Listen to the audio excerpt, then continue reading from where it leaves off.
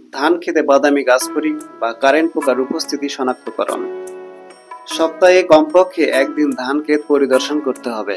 ধান ক্ষেতের ছায়াযুক্ত, আর্দ্র ও স্যাঁতসেঁতে স্থানে জমির আলো হইতে 3 থেকে 4 হাত ভিতরে ধানের গোড়া ফাঁকা করে এ পোকার উপস্থিতি শনাক্ত করতে হবে।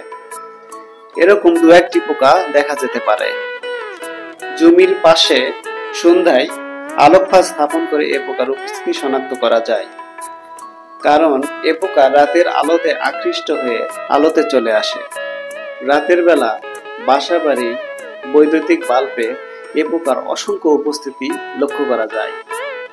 এ পোকার আক্রমণ বেশি হলে গোড়া হতে পাতা এর উপস্থিতি লক্ষ্য করা যায়, তবে এই অবস্থা অত্যন্ত মারাত্মক। এ পোকার আক্রমণে ধান গাছ প্রথমে হলুদ রং ধারণ করে, পরে শুকিয়ে খড়ের মতো হয়ে যায়। দূর থেকে দেখলে বাজ পড়ার মতো মনে হয়। এই অবস্থাকে হপার বান বলা হয়। এতক্ষণ আমরা পোকার উপস্থিতি সম্পর্কে জানলাম।